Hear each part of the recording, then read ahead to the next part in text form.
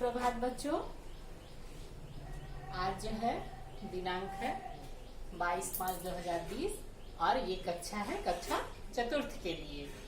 तो इसमें जो है आप लोगों का पाठ है पाठ 6 बाल लीला। कृष्ण के बारे में इसमें सूरदास जी ने कृष्ण के बाल लीला का वर्णन किया है। खेलने के समय कैसे बच्चे जो है आपस में झगड़ा कर लेते हैं, आप लोग भी करते हैं, आपस में भाई बहन के साथ भी लड़ाई कर लेते हैं। तो उसी समय जो है जब कृष्ण भगवान अपने ग्वाल बालों के साथ खेल रहे हैं, बलराम भी है उसमें, सुदामा भी हैं, तो उसी समय का वर्णन सूरदास ने किया है। सूरदास ने कृष्ण की बाल स्वरूप का बहुत सुंदर सुंदर चित्रण किया है, जो कि आप आगे की कक्षाओं में भी पढ़ेंगे। लेकिन इस समय जो बचपन का उनके खेलने का जो है वर्णन सूरदास ने इसमें किया है प्रस्तुत पाठ में। पाठ का नाम भी है आपका बाल लीला, जैसे आप देख रहे हैं। क्या कहते हैं कि खेलत में को काको गुसैया, हरिहारे जीते श्रीदामा बरबस ही कत करत रिसया। कह रहे सूरदास जी इसमें कि कृष्ण भगवान जब खेलते खेलते आपस में ग्वाल बालों के साथ खेलते खेलते कहते हैं ना कि मैं जीत गया और तुम लोग हार गए। तो ऐसे ही हार और जीत के लिए इसमें झगड़ा कर रहे हैं। बालपन से ही नटखट है वो आप लोग की तरह ही, तो झगड़ा कर रहे हैं वो अपने मित्रों के साथ। तो मित्र कहते हैं कि खेलत में को काको गुसैया, हे कृष्ण खेलने में कोई किसी का स्वामी नहीं होता है। गुसैया कोई किसी का स्वामी नहीं होता है, मालिक नहीं होता है। सब खेल में क्या है, सब बराबर होते हैं, सब समान दृष्टिकोण वाले होने चाहिए खेल के लिए। कहते हैं कि खेलत में को काको गुसैया, खेलने में कोई किसी का स्वामी नहीं होता है। हरिहारे जीते श्रीदामा बरबस ही करत रिसया। क्या हो रहे हैं कि भगवान कृष्ण जो है वो खेलने में हार जा रहे हैं और श्रीदामा जो है सुदामा वो जीत जा रहे हैं। और फिर भी बरबस ही कत करत रिसया, और फिर भी कृष्ण जो है वो झूठ मूठ का बरबस ही जबरदस्ती का झगड़ा सबसे कर रहे हैं। कृष्ण जो है वो खेलने में हार जाते हैं और सब ग्वाल बालों के साथ श्रीरामा के साथ बिना मतलब का जबरदस्ती का झगड़ा कर रहे हैं। अगली पंक्ति में क्या कहते हैं कि जात पाति हमते बड़ नाही बसत तुम्हारी छाया। कह रहे हैं सब ग्वाल बाल जो है वो कहते हैं कि जाति पाति में भी तुम हमसे बहुत बड़े नहीं हो, सब एक ही जाति के हैं यहाँ पे। ना ही बसत तुम्हारी छाया, और ना हम तुम्हारे छाया में बसते हैं, ना तुम हमारे राजा हो कि तुम्हारे जो है प्रजा है हम लोग जिस पर तुम शासन कर रहे हो, तो तुम्हारी छाया में भी हम लोग नहीं बसते, तुम्हारे आश्रय पर नहीं पल रहे हैं। न तो तुम जाति पाति में हमसे बड़े हो और न तुम्हारे आश्रय पर हम पल रहे हैं। आगे क्या करें, अति अधिकार जनावत याते जाते अधिक तुम्हारे गया। तुम तो इस प्रकार अधिकार जता रहे हो हम लोगों पे, इस प्रकार जो है अपने जबरदस्ती थोप रहे हो जैसे तुम्हारी गया जो है वो हम लोगों से अधिक है।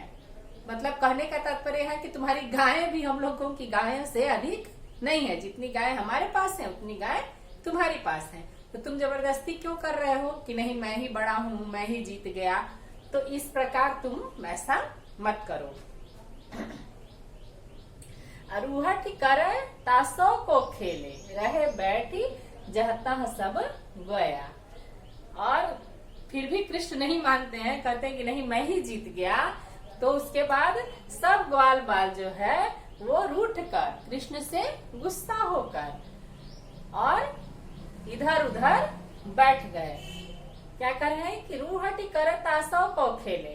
कर रहे सब ग्वाल बाल कि जो इस प्रकार का जबरदस्ती करेगा रूठ जाएगा, उसके साथ कौन खेलेगा, तासो को खेले। आप लोग भी कहते हैं ना कि जा तुम्हारे साथ कोई नहीं खेलेगा, तुम बहुत बदमाश हो। तो वही कह रहे हैं कि रूहटी करे तासो को खेले, जो इस प्रकार उठने और मनाने का खेल खेलेगा उसके साथ कौन खेलना चाहेगा। और सब ग्वाल बाल जो है वो जहां तहां बैठ गए, वहां पे कोई कृष्ण के साथ खेलने को तैयार नहीं हुआ। उसके बाद क्या हुआ कि सूरदास प्रभु खेले चाहत दाऊ दियो करी नंद दुहाया। उसके बाद जो है, लेकिन कृष्ण का मन तो खेलने का कर रहा है, बदमाशी तो किए हैं वो सब ग्वालों बाल के साथ जो है जबरदस्ती का बोल रहे हैं कि नहीं मैं ही जीत गया, मैं ही जीत गया। तो अब उनका मन कर रहा है कि किसी प्रकार ये जो मामला शांत हो जाए तो मैं फिर से खेल सकूं।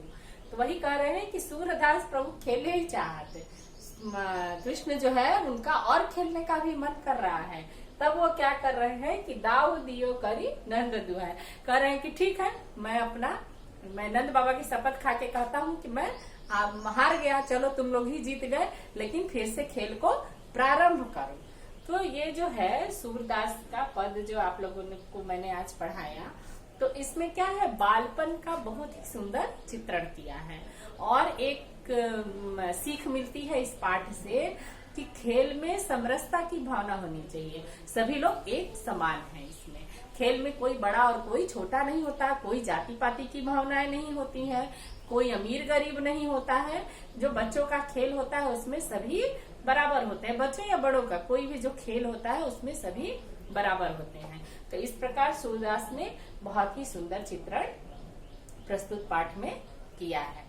तो आशा करते हैं कि आप लोग को समझ में आया होगा ये पाठ। इसको बहुत सुंदर से 2-3 बार इस वीडियो को देखिएगा, पाठ को समझने का प्रयास करिएगा, एक एक लाइन जो है पढ़िएगा और तब आपको समझ में ये पाठ बहुत सुंदर से आ जाएगा। तो इससे संबंधित कुछ मैंने शब्दार्थ लिखा है, यहाँ पे ध्यान दीजिए। गुस्साया माने मालिक स्वामी, छाया माने छाया आश्रय, यातय माने इस कारण से, खेल्योई माने खेलना, खेल्योई खेलना, नंद दुहाया नंद की शपथ, अरिसाया माने झगड़ा करना। तो ये जो है पाठ था आपका, इसको पहले खूब सुंदर से 2 पद लिखेंगे अपनी कॉपी में, इसको पढ़ने का प्रयास करेंगे और उसके बाद ये शब्दार्थ लिख लेंगे और शब्दार्थ को याद